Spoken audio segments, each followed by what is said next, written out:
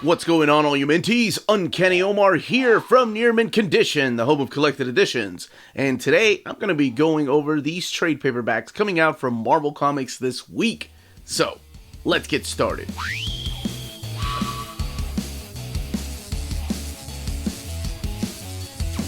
Before getting started, I want to thank the folks at Marvel and David Gabriel for sending us advanced copies of these books. All of these books are due out in the direct market and book market on July 5th or 6th, depending on where you get your collected editions. What we're looking at here are a couple of Marvel Masterworks. It's the same one. It's just one is a direct market cover and the other one is a standard edition. And an Epic Collection and the anthology of Reign of X, where they collect the X-Men these days. So let's go ahead and get started. We'll be talking about the Mighty Marvel Masterworks, and speaking of those, the family reviews will be back with Captain America this week. But let's do this first. So here we are with the Mighty Marvel Masterworks Amazing Spider-Man. To the right is the direct market cover, and on the left-hand side is the standard edition cover. Much like the Marvel Masterworks, they are also different on the spine.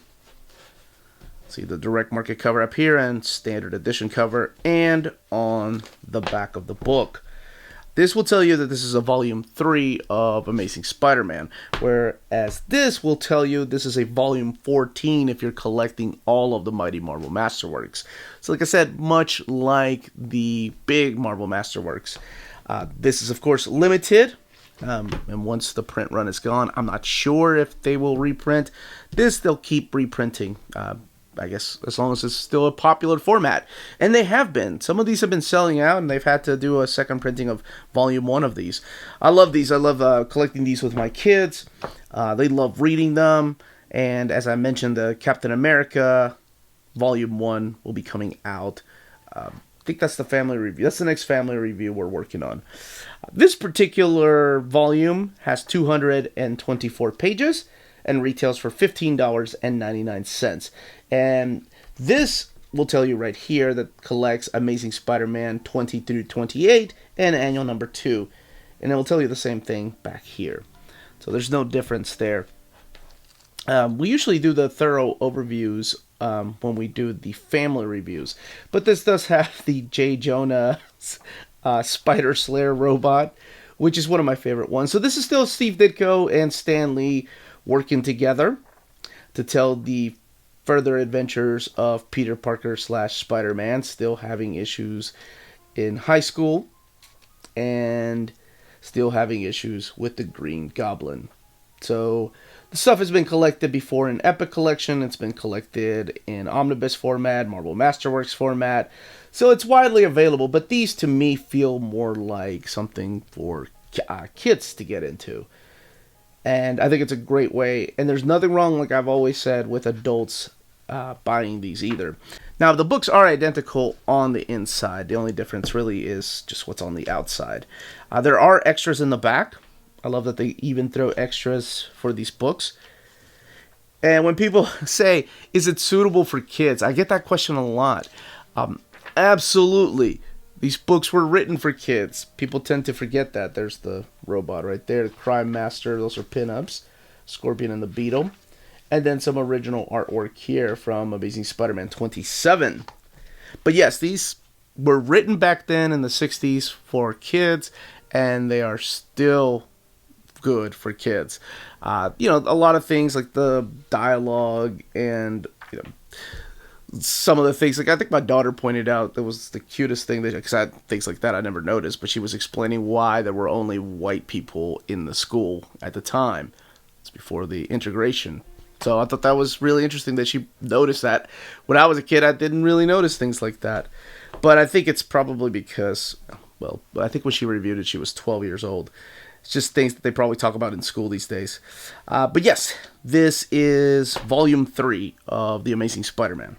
The gala has started. So here we have Reign of X, Volume 12. Now, as I've mentioned before, I've put it on our social media. I believe it's Volumes 14 and 15 that have been canceled and have been resolicited as Trials of X, Volumes 1 and 2. So make sure your retailer knows that in case you've been pre-ordering these. I've had some people, actually some retailers, reach out to me about that. Like, oh, I totally missed that. They had no idea they canceled it and resolicited as a different title with a different ISBN. So that is important to note. Now, this is the part of X-Men that collects the Hellfire Gala. This one here is 152 pages and collects X-Force number 20, Marauders number 21. That's actually what it kicks off with, is Marauders 21.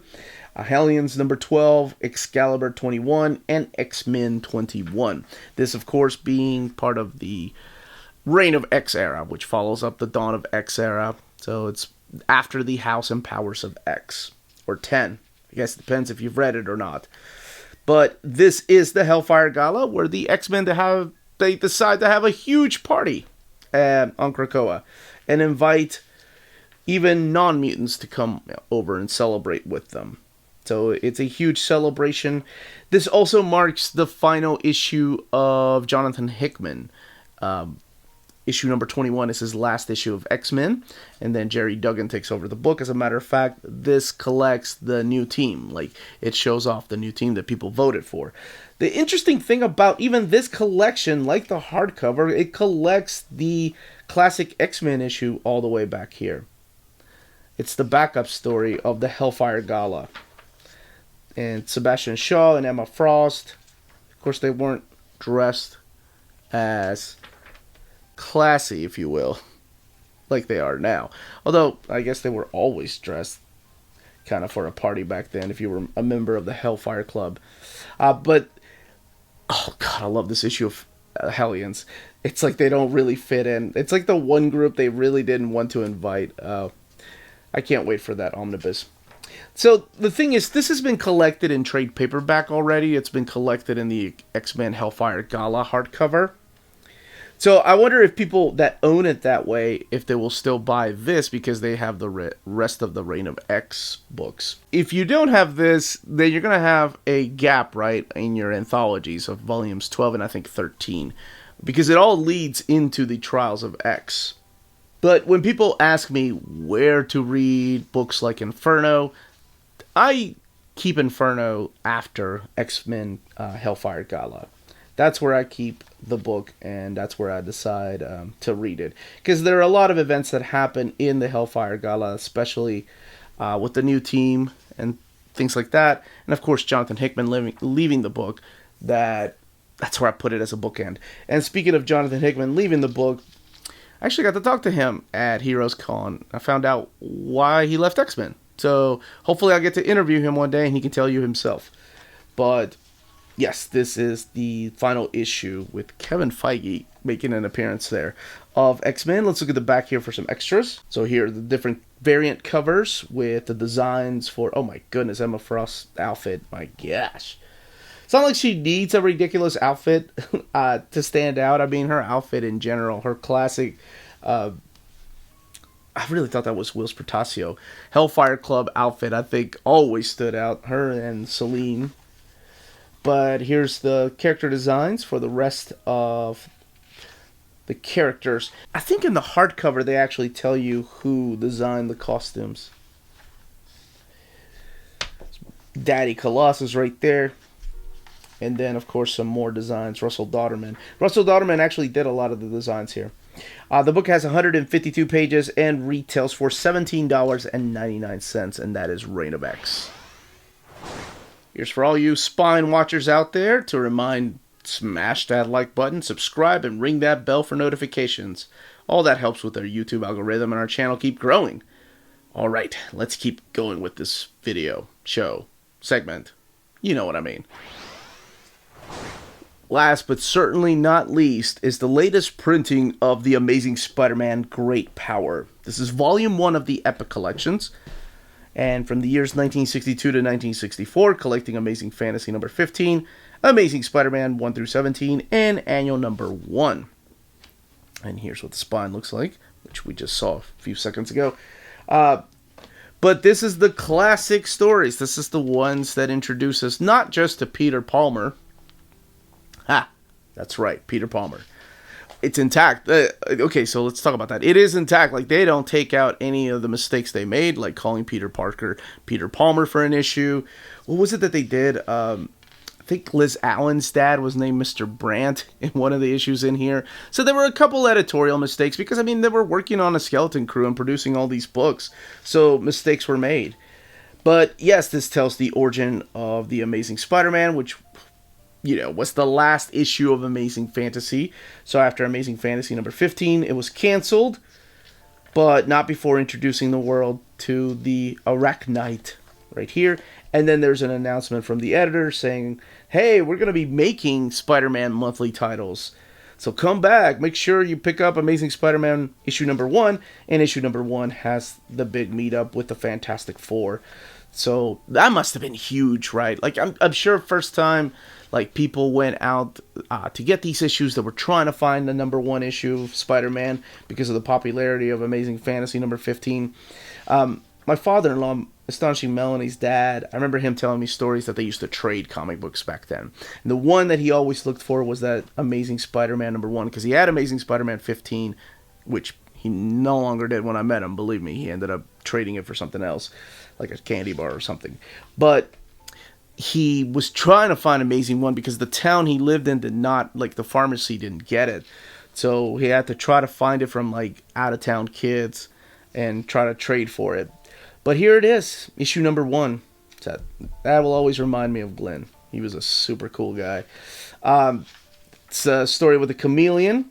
And then the announcement from Spider-Man saying, hey, starting in issue 3, we're going to be doing some letter pages. So please write into the letters column. Sadly, the Epic Collections don't collect the letter pages. Those can only be found in the Omnibus. Speaking of Omnibus, the Omnibus is also being reprinted later this month. So I guess it depends on how you want to collect it. The Epic route, the Mighty Marvel Masterwork route, or the Omnibus. But they're all coming back to print, so it's a pretty good month to be a fan of Spider-Man. This right here is a classic drawing right here. And it was classic to me because I had seen it before. I know this may sound blasphemous to so many people, but it was the cover to New Mutants 86, the Rob Liefeld cover, with the Vulture versus Rusty. And when I read this for the first time, because, these stories weren't accessible to us back in the 80s and 90s. Reprints were unheard of. It wasn't until the Marvel Masterworks line came out in the late 80s that we knew about reprints. But even those were expensive for kids. I think when they came out, they were $25, $30 for the hardcovers. I mean, you were spending $1.75 on a comic book. A kid could not afford those type of books. So it wasn't until much later that I got to read those issues. And I saw that. I'm like, oh, that looks Rob Liefeld. Yeah, got it. But anyway, this here introduces us to the Chameleon, the Tinker makes an appearance here, the Vulture, and of course his other classic villains like the Green Goblin, Kraven the Hunter, Sandman, the Lizard, Dr. Octopus, here, Mysterio, and there's even the huge team up. There's the Lizard right here. So, man, there's so many important just introductions here within the first 17 issues. But there's the big team up of these characters joining together to fight Spider-Man, and they're of course called the Sinister Six. Now we also get the appearances of his supporting cast like Betty Brant, Liz Allen, Flash Thompson. There's Electro right there. Now the other big appearance, of course, is not just the Green Goblin. I think it's in issue number 14 if I'm not mistaken. But also this whole idea of who the Green Goblin could be and the ties that it has to Peter Parker's private life. Of course, that really doesn't come into play until, I think, issue 31, of course, with the introduction of Gwen Stacy and Harry Osborn in those particular issues. But I love that they tease, it's very important that we keep the identity hidden of the Green Goblin. Yeah, here's Kraven the Hunter, who is completely changed up in the upcoming movie from what I've heard. But hey, you do you, Sony. The team up with the Avengers, and just some classic Steve Ditko. Beautiful artwork in here. All the pinups are intact back here. There's the Enforcers. And then the Secrets of Spider-Man right here. The book has 504 pages. I love this. I think I wish they would still do this to introduce like supporting cast, whether they're classmates or the people at the Daily Bugle. Rare picture of Steve Ditko right there. Yeah, I know it's not a photograph. But there are not that many photographs of Steve, at least not out in public, right? I'm sure his family had a bunch of them. The Daredevil appearance right here from Amazing Spider-Man number 16. Yes. He finds out Daredevil's secret. Yeah, we did do a Mighty Marvel Masterworks Daredevil Volume 1. More of the Green Goblin. And you'll be seeing a lot of the Green Goblin, especially in the second volume here. Now we have some original pages here. So, nearly visible on the page are all of Ditko's erased pencil marks, as well as the original penciled lettering. So, the lettering's also at the top. That's so cool to own original artwork. It's getting pretty expensive, the original art, that's for sure. And some more there's a lot of original artwork in here. Early Spider-Man pin-up right there by Ditko. And this is the cover production featuring the original rendering of what Dr. Octopus looked like. Guess they added the goggles at the last minute, house ads, and the gang of the Merry Marvel bullpen right here. All the folks that put those books together back then. Hey, there's Flo. I love that they did this, right? So you know what these people look like behind the scenes. And page 3 of Amazing Spider-Man number 10 right there by Steve Ditko. Again, the book has 504 pages introducing you to the early adventures of Spider-Man and origins, and of course, that high school drama. That, as they say, is that. If you're interested in purchasing these books, don't forget to check out our sponsor, cheapgraphicnovels.com, your online home for graphic novels and collected editions up to 50% off cover price. They have excellent shipping and prompt and helpful service. Check out their bargain deals for up to 90% off cover price. And don't forget that CGN also takes pre-orders. That way you don't miss out on the hottest releases. And they are currently running a special promotion for you Minties. If you're a first-time customer, after receiving your order confirmation email, reply back to that email and let them know Near Mint Condition sent you their way. They will then apply a free shipping promotional credit to your next order in the US. Cheap Graphic Novels, your source for the hottest books with the kind of deep discount, quality shipping, and customer service that will keep you coming back for more. And that was the content and page count of these particular collections.